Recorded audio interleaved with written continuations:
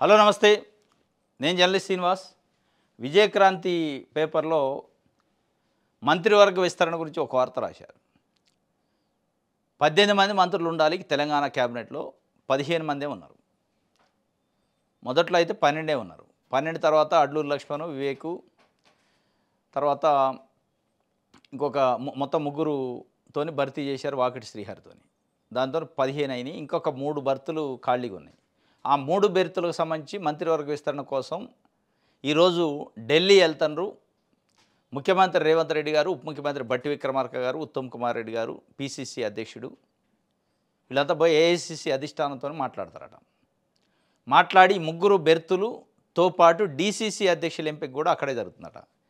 గతంలో ఎప్పుడు లేదు. డీసీసీ అధ్యక్షుల ఎంపిక ఢిల్లీ స్థాయిలో జరగలే, పిసిసి స్థాయిలో జరిగింది. ఈ 2 పనుల మీద పోతుండట. మొత్తం ఏది ముఖ్య నాయకులు ఎవరైతే ఉన్నారో డిప్యూటీ సీఎం, సీఎంతో పాటు ముఖ్య నాయకులు వెళ్ళి వస్తారట. కానీ ఈ మధ్య సౌత్ పోస్ట్ అనే ఒక కథనం, సౌత్ పోస్ట్ వెబ్సైట్లో ఒక కథనం వచ్చింది.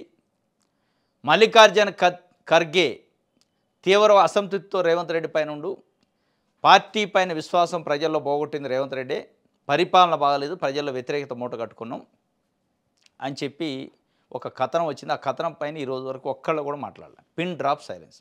మరి ఆ కథనం వచ్చిన తర్వాత దానికి సంబంధించిన ఆ యాంగిల్లో ఏమైనా పిలుస్తానరా, నీ పనితీరు బాగలేదు, నువ్వు మార్చుకోవాలని చెప్పడానికి, లేదా బెర్తులు భర్తీకి పిలుస్తానరా అనేది ఒక చర్చ నడుస్తుంది. ఖర్గే కత్తి రేవంత్ రెడ్డి మెడ పైన ఏలాడుతుంది అని చెప్పి ఒక చర్చ. రేవంత్ రెడ్డి మెడ పైన ఖర్గే కత్తి ఏలాడుతుంది. ఆ కత్తి రేవంత్ రెడ్డి పదవికి గండం తెస్తుందా? ఆ ఖర్గే చేతిలో ఉన్నంతసేపు ఆ కత్తికి పదును ఉండకపోవచ్చు, కానీ రాహుల్ గాంధీ చేతికి ఆ కత్తి వెళ్తే దానికి పదును వస్తుంది. పదును వస్తే పరిస్థితి ఏంటి? పదును వచ్చినప్పుడు ఈ పదవులు ఉంటాయా పోతాయా, ప్రభుత్వం ఉంటుందా పోద్దా అనేది ఒక చర్చ అయితే నడుస్తుంది. సరే, ఏదేమైనా 3 మంత్రివర్గ సభ్యుల్ని తీసుకోవడం కోసం విస్తరణలో, ఎందుకంటే బీసీ కమ్యూనిటీ నుంచి యాదవ కురుమా కమ్యూనిటీ నుంచి ప్రధానంగా వాళ్ళు డిమాండ్ చేస్తారు, మాకు మంత్రి పదవి ఇవ్వాలని. ఈరోజు వరకు లేదు, మంత్రివర్గంలో వాళ్ళు లేరు. కేసీఆర్ 2 సార్లు వాళ్ళకి తలసాని శ్రీనివాస్ యాదవ్కి ఇచ్చి మంత్రి పదవి వాళ్ళ సామాజిక వర్గానికి ఇచ్చిండు. మున్నూరు కాపుల నుంచి కూడా లేదు, వాళ్ళు డిమాండ్ చేస్తున్నారు. ముస్లిమ్స్ నుంచి లేదు, వాళ్ళు డిమాండ్ చేస్తున్నారు. ఇట్లా రంగారెడ్డి, హైదరాబాదు, నిజామాబాద్ నుంచి అసలు బెర్తే లేదు. వీళ్ళు అక్కడ జిల్లాల నాయకులు కూడా మా జిల్లాల సంగతి ఏంది అని అడుగుతున్నారు. మొత్తానికి ఇప్పుడు జూబ్లీహిల్స్ ఉప ఎన్నికలు ఉన్నాయి. జూబ్లీహిల్స్ ఉప ఎన్నికల సందర్భంలో మంత్రివర్గ విస్తరణని లీకులు ఎందుకు ఇస్తున్నారు? మంత్రివర్గ విస్తరణకి జూబ్లీహిల్స్ ఎన్నికలకి ఏమైనా లింక్ ఉందంటే ఆ లింక్ కోసమే ఇస్తున్నట్టు అనిపిస్తుంది. జూబ్లీహిల్స్లో ముస్లిం కమ్యూనిటీ ఉంది, BC community, Yadav community ticket ఇచ్చారు. అటు యాదవ్ కమ్యూనిటీలు అతను గెలిస్తే మంత్రి ఇస్తాం, నవీన్ యాదవ్ గెలిస్తే మంత్రివర్గంలో యాదవ్ కమ్యూనిటీ నుంచి కాంగ్రెస్ పార్టీలో ఎమ్మెల్యేలు లేరు. కుర్మా నుంచి ఉన్నారు, బీర్లాయిలే ఉన్నాడు, కానీ యాదవ్ నుంచి లేరు. ప్యూర్గా యాదవ్కి వేయాలంటే నవీన్ యాదవ్ని గెలిపించండి, మంత్రివర్గంలో చోటిస్తామని హామీ తీసుకొని ఢిల్లీ నుంచి వస్తాడా రేవంత్ రెడ్డి? లేదా ముస్లింలారా, జూబ్లీహిల్స్లో ఉన్న ముస్లింలారా ఓట్లు వేయండి, మీ ముస్లిం సామాజిక వర్గానికి మేము మంత్రివర్గంలో త్వరలో భర్తీ చేయబోతున్నాం అని చెప్తారా? ఇట్లా రకరకాల ఈక్వేషన్స్ ఉన్నాయి. జూబ్లీహిల్స్ ఎన్నికల కోసమే మంత్రివర్గ విస్తరణ అనేది ఒక టాపిక్ తీసుకొచ్చారు. ఆ విస్తరణ పేరుతోనే అక్కడ ఉన్న వర్గాలని ప్రాసన్నం చేసుకునే కార్యక్రమం చేస్తున్నారు. జూబ్లీహిల్స్ కాన్స్టిట్యున్సీలో ఉన్న యాదవులు, బీసీలు, ముస్లిమ్స్ వాళ్ళని ప్రసన్నం చేసుకుని ఏదో ఒక రకంగా జూబ్లీహిల్స్లో గట్టెక్కాలి. అదొక సవాలుగా మేడం జూబ్లీహిల్స్. ఇది మొత్తానికి డీసీసీలు దీనికోసం వెళ్తుండట. 3 బెర్తులకు పోటాపోటీ ఉంది. ఆ బెర్తులను గదిలించే పరిస్థితి నిజంగానే ఇప్పుడు ఉందా లేదా జూబ్లీహిల్స్ కోసమే? ఎందుకంటే బెర్తులను గదిలించే పరిస్థితి కాదు, కేవలం మామూలుగా టెండర్ల కోసమే కొట్లాడే పరిస్థితి మంత్రుల దగ్గర ఉంది. ఈ బెర్తుల కాడికి వస్తే ప్రభుత్వంలో ఉన్న పెద్దల పరిస్థితి ఏంది, గొడవలు ఎంత అయితే, ఇంటర్నల్ కుమ్ములాట్లు ఎంత అయితే, డీసీసీ అధ్యక్షుల ఎంపిక వస్తే ఎంత చిట్టపట్లు అయితే, మంత్రుల మధ్య, నాయకుల మధ్య అనేది ఒక పెద్ద చర్చ కాంగ్రెస్ పార్టీలో జరుగుతుంది. డీసీసీ అధ్యక్షుల ఎంపిక, లేదంటే నామినేటెడ్ పోస్టుల ఎంపిక, లేదంటే మంత్రివర్గ విస్తరణ అంత ఈజీ కాదు. ఇప్పుడు ఇప్పటికే లాస్ట్ టైం 3 బర్తులు భర్తీ చేసిన దగ్గర నుంచి కోమటిరెడ్డి రాజగోపాల్ రెడ్డి ప్రభుత్వం వెంటబడి ప్రతిపక్షం కంటే గట్టిగా మాట్లాడుతున్నాడు. ఇప్పుడు ఈ ఉన్న 3 బెర్తులు కూడా భర్తీ చేస్తే ఇక ఆశలు పోతాయి. కాబట్టి రాజగోపాల్ రెడ్డి టీం ఎక్కువైంది, రాజగోపాల్ రెడ్డికి జత ఎక్కువవుతారు, ఇక వాయిస్ పెరిగింది. జిల్లాకు ఒకళ్ళు ఇద్దరు ప్రభుత్వ పనితీరు, ముఖ్యమంత్రి గారు, పిసిసి, డిప్యూటీ సీఎం పైన ఇక విమర్శలు స్టార్ట్ చేస్తారు. ఇక అప్పుడు బీఆర్ఎస్ విమర్శించాల్సిన పనిలే, బీజేపీ కూడా విమర్శించే దానికంటే వీళ్ళే ఎక్కువ చేస్తారు. ఇది మొత్తానికి 3 బెర్తులు త్వరలో భర్తీ అవుతాయట. మరి ఆ భర్తీ చూద్దాం ఏమైందో. పునాదిరాళ్ల పుట్టెడు దుఃఖం, నిర్మాణానికి బీఆర్ఎస్ హయాంలో బీజం, 41 భవనాలు నిర్వహించాలని నిర్ణయం, 88 ఎకరాలు 95 కోట్ల కేటాయింపు. గత ప్రభుత్వంలోని శంకుస్థాపనలు పూర్తి, ప్రభుత్వం మారడంతో నిలిచిపోయిన నిర్మాణ పనులు. నిధుల కొరత, టెండర్లలో జాప్యం, నిర్వహణ లోపాలే కారణం. యాదవ కుటుంబ భవనం పూర్తయిన సౌకర్యాలు లేవు. ప్రభుత్వ నిర్లక్ష్యంపై బీసీల ఆవేదన. బీసీ ఆత్మగౌరవ భవనాలు ఎక్కడ? బీసీ ఆత్మగౌరవ భవనాలు ఎక్కడ అంటే కడితే ఉంటాయి, కట్టంది ఎక్కడి నుంచి ఉంటాయి? కట్టలేదు కదా. కేసీఆర్ 41 బీసీ ఆత్మగౌరవ భవనాలని 41 కులాలకు సంబంధించి ఆత్మగౌరవ భవనాలు కడతా అని చెప్పి 88 ఎకరాలు భూమి కేటాయించి 95 కోట్లు డబ్బులు కేటాయించి వదిలేసిండు. ఆయన ఎందుకు కేటాయించిండు? అక్కడేదో బీసీల మీద ఆయనకి కన్సర్న్ ఉండు, బీసీలను ఉద్ధరించడానికి కాదు. బీసీ ఆత్మగౌరవ భవనాలు కడితే బీసీలు ఉద్ధరించబడరు. బీసీలకు ఆత్మగౌరవ భవనాలతోనే వాళ్ళ జీవితాలు మొత్తం మారవు. బీసీల్లో పెద్ద పెద్ద ల్యాండ్ లార్డ్స్, పెద్ద పెద్ద ఇండస్ట్రియలిస్టులు, డబ్బులు ఉన్నోళ్ళు ఉంటేనే వాళ్ళ జీవితాలు, కింద ఉన్న వాళ్ళ జీవితాలు మారట్లే. ఆత్మగౌరవం భవనం హైదరాబాద్లో కడితే గ్రామాల్లో ఉన్న బీసీలు ఎట్లా బాగుపడతారు? గ్రామాల్లో ఉన్న బీసీలు ఆత్మగౌరవం నిలబడాలంటే వాళ్ళకి ఆర్థిక స్వావలంబన కల్పించాలి, ఉపాధి కల్పించాలి, వాళ్ళు ఆర్థికంగా నిలదొక్కుంటట్టు చేయాలి. అది చేయాలి తప్ప ఆత్మగౌరవ భవనాలు కడితే ఏం ఆత్మగౌరవం వస్తుంది? ఇది అందరికీ తెలుసు. కానీ ఆ రోజు ఎందుకు ఓట్లు సీట్ల కోసం బీసీలను బుట్టలు వేసుకోవడం కోసం 41 బీసీ ఆత్మగౌరవ భవనాలని హడావుడి చేసిండు. అదైనా చేసిండా? సరే, దాంతో ఆత్మగౌరవం రాకపోవచ్చు, ఆత్మగౌరవ భవనాల వల్ల మొత్తం బీసీల బతుకుల్లో మార్పు రాకపోవచ్చు, కానీ కనీసం అన్నదాన పూర్తి చేసినట్టు చేయలే. ఓట్లు అయిపోయినాయి, కథం అయిపోయాయి, సీట్లు వచ్చినాయి, ఓట్లు అయిపోయినాయి, ఇక మాకేంది? ఇప్పుడు ఆ పునాదిరాళ్ల పురిటి దుఃఖంని కాంగ్రెస్ పార్టీ వాడుకోవడానికి ప్రయత్నం చేస్తుంది. ఆ 41 బీసీ ఆత్మగౌరవ భవనాలు కట్టి బీసీ రిజర్వేషన్ల విషయంలో కాంగ్రెస్ పార్టీ పైన, రేవంత్ రెడ్డి ప్రభుత్వం పైన గుర్రుగా ఉన్న బీసీలని కొంచెం కూల్ చేయడానికి ఇది ఒక ఆయుధంగా మలుచుకునే అవకాశాలు భవిష్యత్తులో ఉన్నాయి. కేసీఆర్ 41 బీసీ ఆత్మగౌరవ భవనాలు కట్టకపోతే నేను కట్టినా, నిలబెట్టినా, మీ ఆత్మగౌరవాన్ని నిలబెట్టినా, కాబట్టి మీకు రిజర్వేషన్లు గురించి ఇప్పుడు అవసరం లేదనే పద్ధతులు, అవసరం లేదని కూడా మేము ఫైట్ చేస్తాం, మేము భవనాలే కట్టినాం, అది ఎందుకు ఫైట్ చేస్తాం అని మొత్తానికి 42% ఆ హీట్ని తగ్గించుకోవడానికి, దీన్ని వాడుకోవడానికి ప్రయత్నం చేసే అవకాశాలు కూడా ఉన్నాయి. ఇది ఒక వార్త. పునాదిరాళ్ల పురిటి దుఃఖాలట, పురిటి దుఃఖాలు అట్లే ఉంటాయి. రైట్. ప్రభుత్వం మారడంతో నిలిచిపోయినాయి అట పనులు. నిధుల కొరత, టెండర్లో జాప్యం, నిర్వహణ లోపాలే కారణం. యాదవ కుటుంబ భవనం పూర్తయిన సౌకర్యాలు లేవు. ఇదంతా చెప్తున్నారు. ప్రభుత్వం మారినాక ఇప్పుడు వాళ్ళకు కూడా అవసరమైనప్పుడు వాళ్ళు చేసుకుంటారు. బీసీ కోటా ఇవ్వకుంటే యుద్ధమే. బీసీ రిజర్వేషన్ల సాధనా సమితి మహాధర్నా చేసింది నిన్న ఇందిరా పార్క్ దగ్గర. బీసీ జేఏసీ అని ఒకటి ఏర్పడింది. ఆర్ కృష్ణయ్య చైర్మన్గా, జాజుల శ్రీనివాస్ గౌడ్ వైస్ చైర్మన్గా, వర్కింగ్ చైర్మన్గా. వాళ్ళిద్దరూ, ఒక ఆయన కాంగ్రెస్ పార్టీకి ఇండైరెక్ట్గా సపోర్ట్ చేస్తున్నారు, ఒక ఆయన బీజేపీ ఎంపీనే. వాళ్ళిద్దరూ ప్రధాన రాజకీయ పార్టీలు, అధికార పార్టీలకి దగ్గరగా వ్యవహరిస్తున్నారు. వాళ్ళు బీసీల కోసం ప్రయత్నం చేస్తున్నట్టు, పోరాటం చేస్తున్నట్టు లేదు. వాళ్ళిద్దరు చేసే పోరాటం, వాళ్ళిద్దరు చేస్తున్న ఉద్యమం, వాళ్ళు చెప్తున్న మాటలు ఏమున్నాయంటే ప్రభుత్వాలని, పార్టీలను కాపాడటానికి చెప్పినట్టు ఉన్నాయి. ఉద్యమాలు ఎక్కలేదు.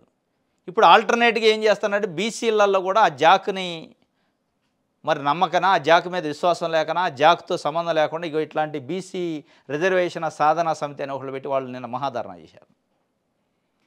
ఇప్పుడు ఆర్ కృష్ణయ్య గారు బీజేపీ రాజ్యసభ మెంబరు. నేను రిజర్వేషన్లు సాధిస్తా అంటే ఎక్కడి నుంచి సాధించాలి? బీజేపీయే కదా ఇవ్వాల్సింది. ఎన్డీఏ కూటమి ప్రధానమంత్రి ఇవ్వాలి, ఆ పార్టీకే మీరు రాజ్యసభ మెంబరు. ఇక ఎక్కడ సాధించేది దానికి ఉద్యమం ఏమంటుంది? మీ పార్టీ కదా, అడిగి తేవచ్చు కదా, పోయి ఒక లెటర్ పెట్టి సాధించుకోవచ్చు కదా. పార్లమెంట్లో పెట్టి చర్చ పెట్టి రాజ్యాంగ సవరణ చేసి 9th షెడ్యూల్ పెట్టి తేరు. నేను ఉద్యమం చేస్తాను తెలంగాణ ప్రజల్ని, తెలంగాణలోని బీసీలకి చెప్తా ఉంటారు. ఎట్లా చేస్తావు ఉద్యమం? నీ పార్టీ అదే, మళ్ళీ ఉద్యమం ఎట్లా చేస్తావు? చెయ్యంది ఎవరి మీద ఉద్యమం మీది? చెయ్యంది బీజేపీ, చేయాల్సిన ఉద్యమం బీజేపీ పైన. మీరు బీజేపీలో ఉంటారు, బీజేపీ ఎంపీ. ఇక Jajula Srinivas Goud vice working chairman. ఈయన కాంగ్రెస్ పార్టీ అద్భుతంగా చేస్తుందని ప్రకటనలు ఇస్తాడు. జీవో నెంబర్ 1 మా జీవో వచ్చింది, నోటికాడ ముద్ర గుంజారు, ఆ జీవోలో బలం లేదు, బలహీనమైన జీవో చేశారు అని ఏ రోజు అనలే. మీరెవరి మీద పోరాటం చేయాలి? కాంగ్రెస్ పార్టీ మేము పోరాటం చేయాలి. నువ్వెందుకు ఢిల్లీ పోవు, ఢిల్లీ మమ్మల్ని ఎందుకు తీసిపోవు, ప్రభుత్వం మొత్తం పోయి ఢిల్లీలో కూర్చుంటే ఎందుకు కాదు అని అడగరు వాళ్ళు. మేము ఉద్యమం చేస్తాం, యుద్ధం చేస్తాం అంటారు. ఈ యుద్ధాన్ని ఈ ఉద్యమాన్ని నమ్మకనే బీసీ రిజర్వేషన్ల సాధన సమితి అని ఇక రకరకాల ఆర్గనైజేషన్స్ కొత్తవి పుట్టుకొస్తున్నాయి. అంటే విశ్వాసం పోయింది. అంటే బీసీల ఉద్యమ ద్రోహులుగా, బీసీలకు ద్రోహం చేస్తున్న వ్యక్తులుగా ముద్రపడిపోయారు కొంతమంది, పడుతున్నారు కూడా. ఇప్పటికైనా ఆయా బీసీ సంఘాలు, బీసీ నాయకులు వాళ్ళ యాటిట్యూడ్ మార్చుకొని నిజంగానే బీసీల కోసం పనిచేస్తే, బీసీలకు ఏ రకంగా పనిచేస్తే, ఎట్లాంటి ఉద్యమం చేస్తే ఫలితం ఉంటుందో అది ఉద్యమం చేయాలి. ఆ ఎట్లాంటి ఉద్యమం అంటే ఢిల్లీ పోయి ఎన్డీఏ కూటమి ప్రభుత్వాన్ని వంచి, మెడలు వంచి రిజర్వేషన్ సాధించుకోవాలి తప్ప, ఆ ఢిల్లీ పోయే ముందు ఇక్కడ ముందు కాంగ్రెస్ పార్టీ ప్రభుత్వాన్ని మెడలు వంచి బలవంతంగా ఆయన ఢిల్లీ తీసుకుపోయే ప్రయత్నం చేసి అక్కడ ఢిల్లీలో కూర్చుంటే తప్ప ఇది కాదు. ఇది వదిలేసి నేను ఉద్యమం చేస్తా అని ఎమోషనల్ ప్రకటనలు, అగ్నిగుండాలు అయితే మొత్తం బద్దలైపోతాయి, బాక్సులు బద్దలైతే పగలగొడతాం, నిప్పు పెడతాం, ఈ కాదు కదా. ఆ పగలగొట్టే నిప్పు పెట్టే దాంట్లో బీసీలకు సంబంధించిన దుకాణాలు ఉన్నాయి, బీసీలకు సంబంధించిన వ్యాపారాలు ఉన్నాయి. ఇది కాదు. మొన్న బీసీ బంద్ జరిగితే చిన్న చిన్న రోడ్డు పక్కన స్ట్రీట్ వెండర్స్ని ఇబ్బంది పెట్టారు. స్ట్రీట్ వెండర్సు పండ్లు అమ్ముకునేవాళ్ళు, ఇడ్లీలు అమ్ముకునేవాళ్ళు, టిఫిన్ డబ్బాలు పెట్టుకునేవాళ్ళు పాన్ షాపులను పగలగొట్టారు కొన్ని చోట్ల. ఆ పగలగొట్టడానికి మొత్తం బీసీ సంఘాలు బాధ్యులు అంటలేదు, కానీ అది కాదు కదా. దాంట్లో బీసీలు కూడా ఉంటారు, దాంట్లో ఎస్సీలు ఉంటారు, దాంట్లో ఎస్టీలు ఉంటారు. రోజు బతకడానికి పొట్టకూటి కోసం పని చేసుకునేవాళ్ళు, వాళ్ళని ఇబ్బంది పెడితే ఏముంది? ఈ ప్రతాపం ఏదో అక్కడ చూపించండి. రాష్ట్ర ప్రభుత్వం పైన, కేంద్ర ప్రభుత్వం పైన, మీరు స్ట్రీట్ వెండర్ల పైన, ఇడ్లీ బండ్ల పైన, పండ్ల షాపుల పైన చూపించిన ప్రతాపం, టిఫిన్ డబ్బాల పైన చూపించిన ప్రతాపం మీరు కేంద్ర రాష్ట్ర ప్రభుత్వాల పైన చూపించండి. మీకు నిజంగానే కమిట్మెంట్ ఉంటాయి.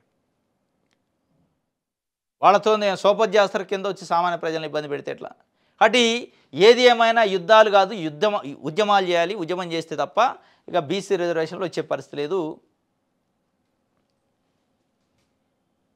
రైట్, వెలుగు పేపర్ చూద్దాం.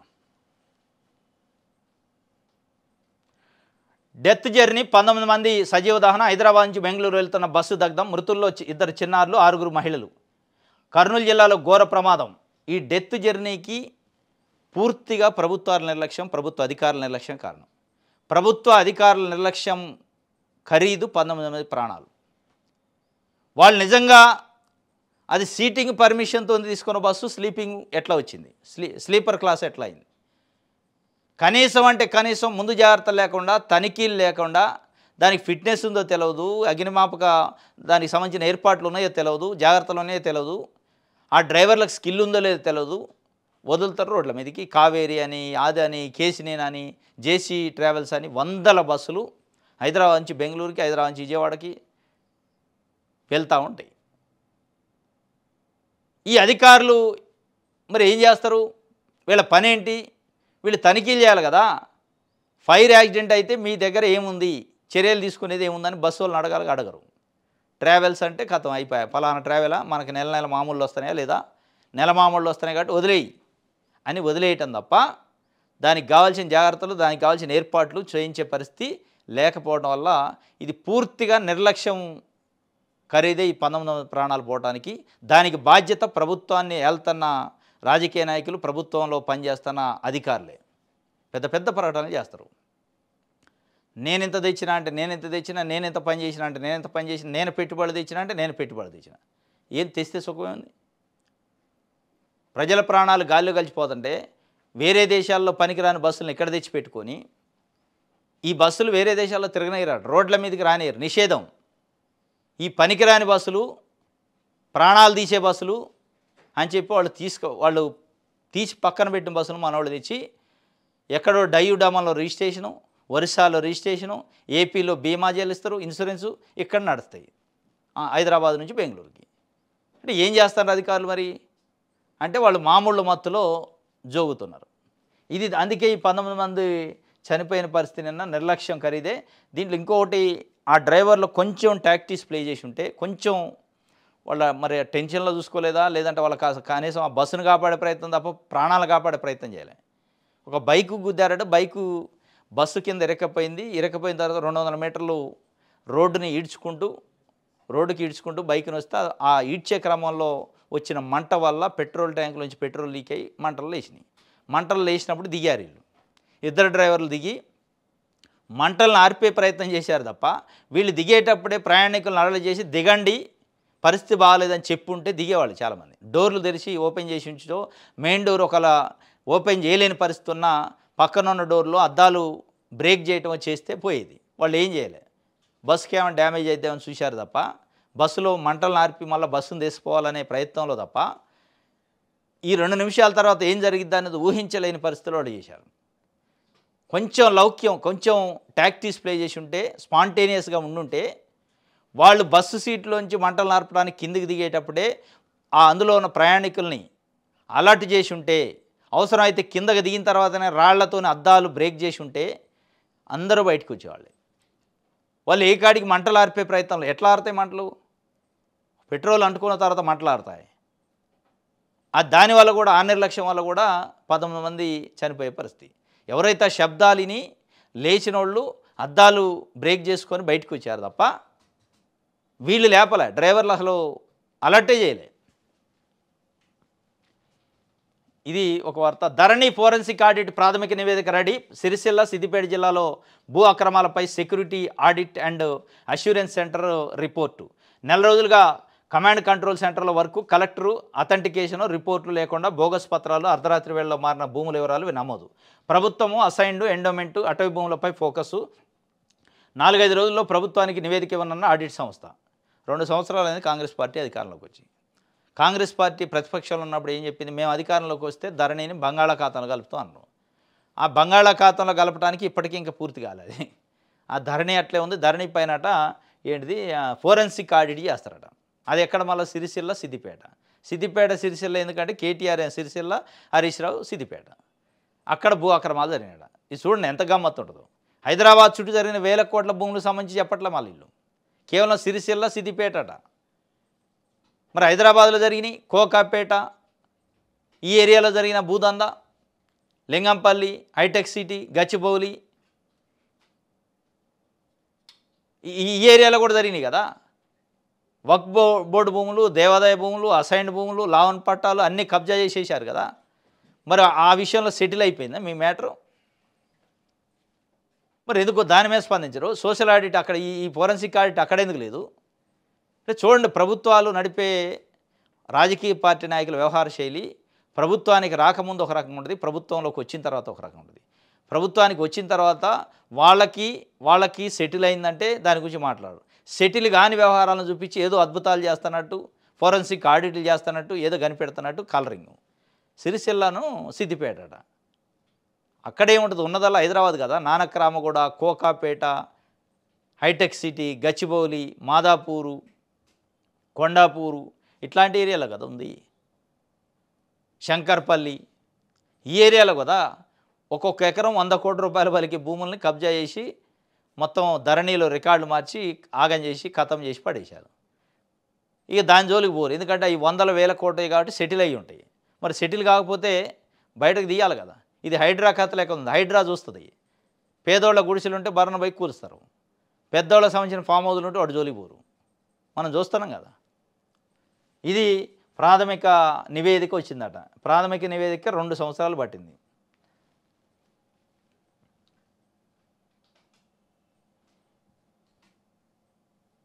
రైట్.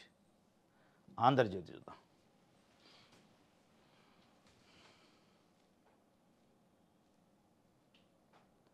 అరిచేతిపై సూసైడ్ నోట్ అట. వైద్యురాలి ఆత్మహత్య. మహారాష్ట్రలో దారుణం. ఓ ఎస్ఐ తన మీద పలుమార్లు అత్యాచారానికి పాల్పడ్డాడంటూ ప్రాణం తీసుకున్న ప్రభుత్వ డాక్టర్. మరో పోలీసు అధికారి మానసికంగా వేధించాడని వెల్లడి. పోస్టుమార్టం, ఫిట్నెస్లపై నకిలీ నివేదికల కోసం పోలీసు అధికారులు తీవ్రమైన ఒత్తిడి తెచ్చినట్టు ఆరోపణలు. గతంలోనే ఉన్నతాధికారులకు లేఖ రాసినా పట్టించుకొని వైనం. ఘటనపై తీవ్ర రాజకీయ దుమారం. ఎస్ఐపై వేటు. అరిచేతి పైన పాపం సూసైడ్ నోట్ రాసుకుంది. ఎంత దౌర్భాగ్యం. చట్టాన్ని కాపాడాల్సిన పోలీసు వాళ్ళు హత్యలు చేస్తే ఆ చేసిన అత్యాచారాలని మళ్ళీ బయటపడకుండా చేయడం కోసం పోస్టుమార్టం రిపోర్ట్లు, ఫోరెన్సిక్ రిపోర్ట్లు తారుమారు చేసే ప్రయత్నం చేస్తే ఈ చట్టాన్ని ఎవడు కాపాడాలా? ఇది మహారాష్ట్రలో జరిగిన ఎస్ఐ అటు గోపాల్ బాద్నే, ఒక డాక్టర్, ప్రభుత్వ డాక్టర్, మహిళా డాక్టర్ని బ్లాక్మెయిల్ చేసి అత్యాచారం చేసిండట. ఆ పై అధికారులకు లెటర్ రాసిన వాళ్ళు వెటకారం, వాళ్ళు మానసికంగా వేధించడం తప్ప రిలీఫ్ లేని పరిస్థితి అట. ఇది ఒక వార్త.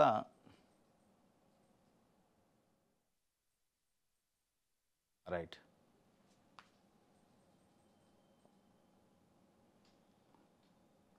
మేటి గురుకులాలు చేటు గురుకులాలు, మేటి గురుకులాలు కాస్త చేటు గురుకులాలు అవుతున్నాయా? అక్కడ విద్యాబుద్ధులు నేర్చుకోవాల్సిన చిన్నారులకు రక్షణే కరువైందా?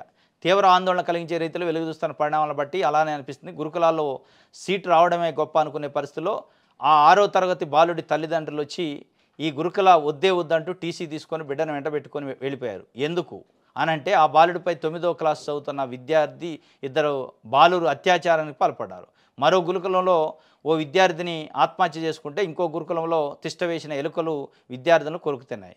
వంగార గురుకుల పాఠశాల విద్యార్థిని ఆత్మహత్య, 6వ తరగతి విద్యార్థిపై 9వ తరగతి విద్యార్థులు లైంగిక దాడి, గిరిజన బాలికల గురుకులాల్లో ఎలుకల దాడి. ఈ మధ్య ఒక గురుకులాల్లో ఒక ఉపాధ్యాయుడే లైంగిక దాడి 9వ తరగతి అబ్బాయి పైన. అంటే గురుకులాలు విద్యాబుద్ధులు నేర్పుతున్నాయా లేకపోతే ఇట్లాంటి పనికిరాని పనులు చేస్తున్నాయి అంటే వాస్తవంగా తల్లిదండ్రులు పేరెంట్స్ కూడా గమనించుకోవాలి. అక్కడ జరుగుతున్న ఇబ్బందులు ఫుడ్ కానించి, తాగే నీళ్ళ కానించి, వస్తువుల కానించి, వేధింపుల కానించి, ఎలకలు తేళ్ళు పాముల కానించి గమనించుకోకపోతే ఇప్పుడు ప్రభుత్వం ఒక రకంగా గాలికి వదిలేసింది గురుకులాలని. దాని సెక్రటరీలు కానీ వాళ్ళు ఇక్కడ వాళ్ళ అధికారాన్ని వాడుకోవడానికి తప్ప ఫీల్డ్ విజిట్లు చేసి ఏం జరుగుతుంది. ఎందుకంటే చాలామంది హాస్పిటల్ పాలు, చనిపోయిన పరిస్థితి, ఎలకలు గుట్టిన పరిస్థితి, తేలు గుట్టిన పరిస్థితి అయినా కానీ రొటీన్గా అవుతూనే ఉన్నాయి. అంటే ఎంత నిర్లక్ష్యం ఉంటుంది కావాలా? పైన నుంచి ఒక ఆదేశాలు ఇస్తే కింద ఉన్న స్టాఫ్ పనిచేయరా? ప్రిన్సిపల్స్, వార్డెన్లు, హౌజు టీచర్సు పనిచేయరా స్ట్రిక్ట్గా? ఏ చిన్న ఇన్సిడెంట్ జరిగినా ఉద్యోగాల నుంచి తీసేస్తామంటే పనిచేయరా? అంటే అసలు ఇక్కడ పైనుంచే సిస్టమ్ సరిగా లేదు. దాన్ని మానిటర్ చేసే ఆఫీసర్లు కరెక్ట్ లేరు. లేకపోవటం వల్ల కాంట్రాక్టర్ దగ్గర లంచాలు, కమిషన్లు, గుడ్ల కాంట్రాక్టరు, మాంసం కాంట్రాక్టరు, కూరగాయల కాంట్రాక్టరు, పాల కాంట్రాక్టరు, వీళ్ళ దగ్గర నెల మామూలు రావాలి వాళ్ళ ధ్యాస అంతా దాని మీదనే ఉంటుంది. కింద ఉన్న వార్డెన్ కానించి మొదలు పెడితే పైన ఉన్న అధికారుల వరకు వీళ్ళ ధ్యాస అంతా చికెన్ కాంట్రాక్టర్ ఏమిస్తాడు, గుడ్డు కాంట్రాక్టర్ ఏమిస్తాడు, కూరగాయల కాంట్రాక్టరు, పాల కాంట్రాక్టరు, ఊడ్షేడు అవుట్సోర్సింగ్ ఏజెన్సీలు వీళ్ళు ఏమిస్తారు? ఈ చూసుకోవడం తప్ప పిల్లలకి ఏమి ఇవ్వాలి? మనం ఇన్ని వందల వేల కోట్లు గవర్నమెంట్ డబ్బులు, ప్రజల డబ్బులు ఖర్చు పెడుతున్నాం. వాళ్ళకి నాణ్యమైన విద్య, నాణ్యమైన ఫుడ్డు, నాణ్యమైన సౌకర్యాలు ఇద్దామనే ఆ ధ్యాస ఉన్న అధికారులు ఇక్కడ పెట్టట్లే. అధికారులు పెద్ద స్థాయిలో పెడితే ఇట్లా ఎందుకు ఉంటుంది?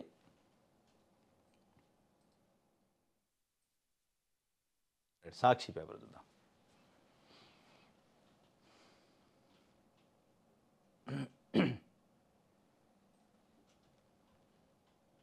కాలిపోతున్నాం కాపాడండి, దహనమవుతున్న బస్సులోంచి ఆర్తనాదాలు. మొదటే డ్రైవర్ అందరినీ అప్రమత్తం చేసి ఉంటే బాగుండేదని ప్రత్యక్ష సాక్షుల ఆవేదన.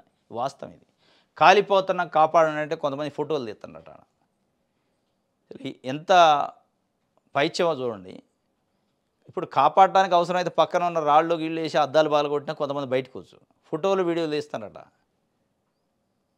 కాపాడండి కాలిపోతున్నాం అని వాళ్ళు ఆర్తనాదాలు చేస్తుంటే వీళ్ళు ఫోటోలు తీస్తారు బయట నుంచి.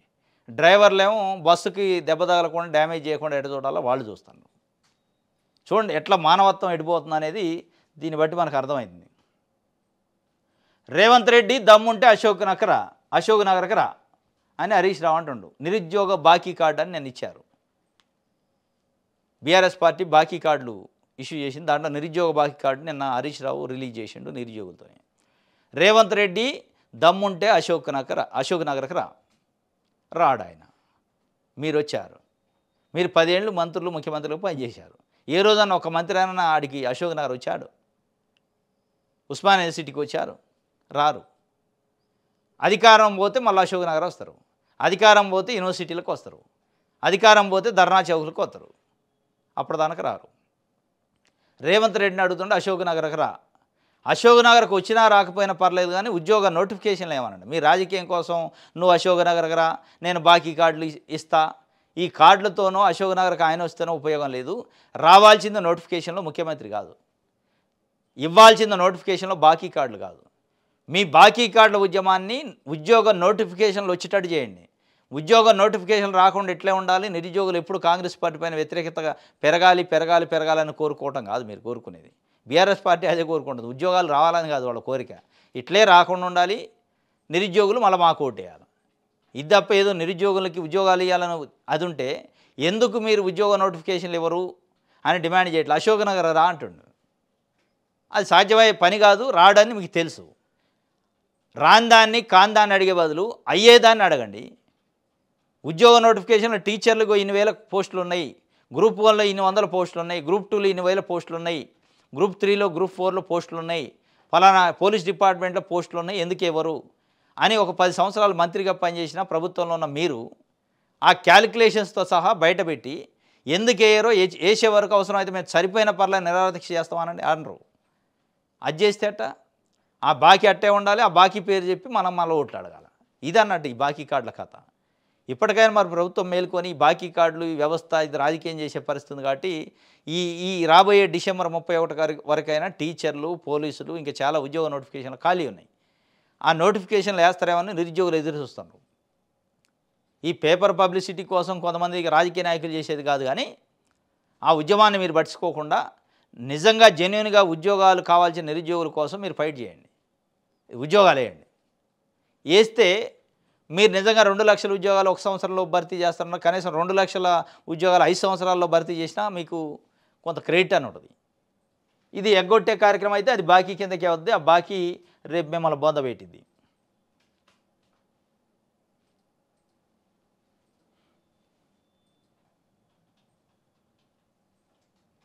రైట్, మన తెలంగాణ చూద్దాం.